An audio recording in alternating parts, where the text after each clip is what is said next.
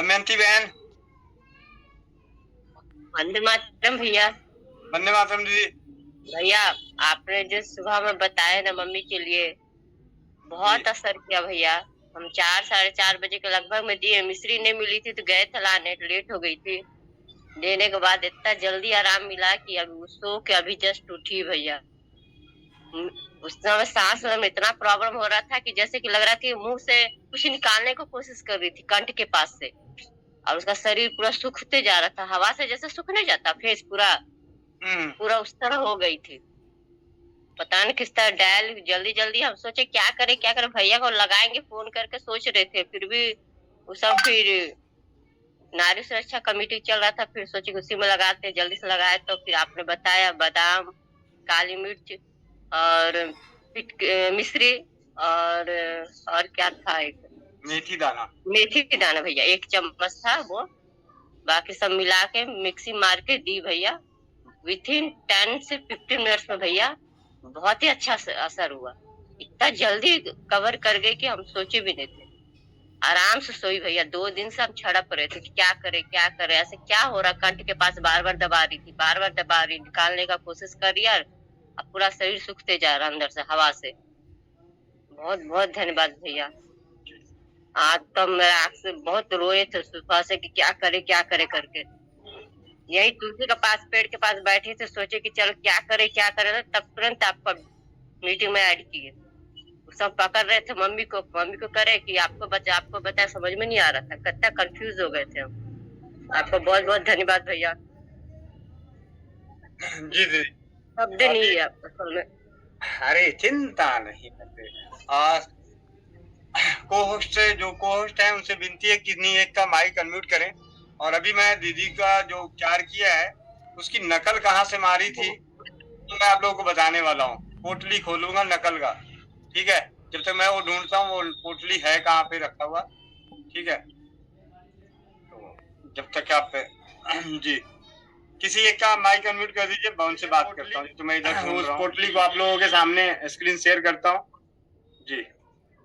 जिनके भी सवाल हो जाए वो अपना हैंड डाउन कर लिया कीजिएगा और स्क्रीन शेयर।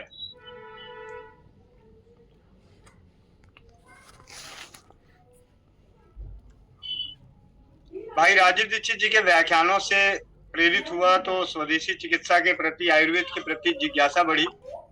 इसमें बार बार बोला जाता था बात पित्त कफ। तो कुछ समय बाद कफ से संबंधित जानकारियों को इकट्ठा किया, तो उसका एक लिखित रूप का पोस्ट है जिसमें आप देखें यहाँ पे कीप नोट में मैंने संभाल के रखा है। तो इस कफ में एक घरेलू ज्ञान है, घरेलू ज्ञान कफ को नष्ट करने की अनेकों औषधियां हैं। उनमें से एक औषधि के बारे में जो सुबह बताया उसकी जानकारी देता हूँ। ये है मेथी दाना। आप में से कोई पढ़ ले।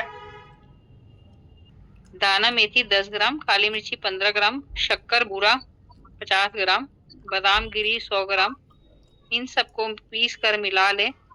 रोजाना गर्म दूध में रात को सोते समय 1 चम्मच फांकी लेने से खांसी, दमा में बलगम, जुकाम, साइनोसाइटिस और कब्ज सभी में लाभ होता है। इसका सेवन ठंडी प्रकृति वाले लोगों के लिए बहुत ही। बाद वाला पढ़िए। दाना मेथी 3 चम्मच को 2 कप पानी में डालकर दोपहर में भिगा दे।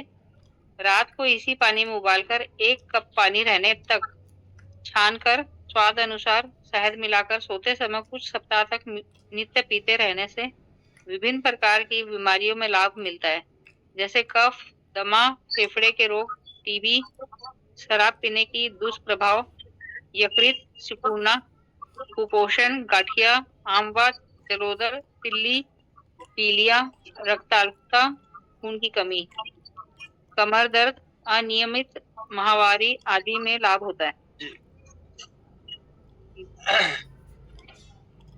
अभी सुबह जब बात हुई थी तो मैंने दीदी को बोला 1 चम्मच मेथी दाना, 1.5 चम्मच काली मिर्च।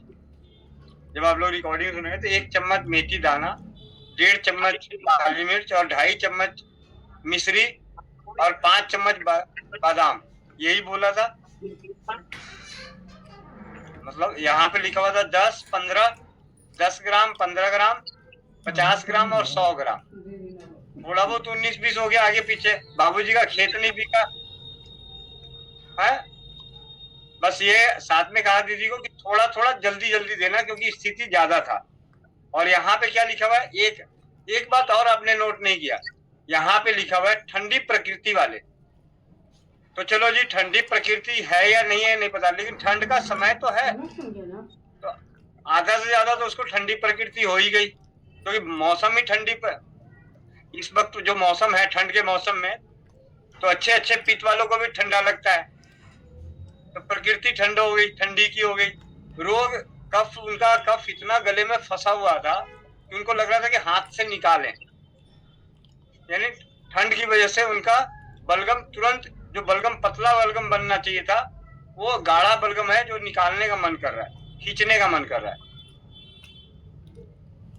चलो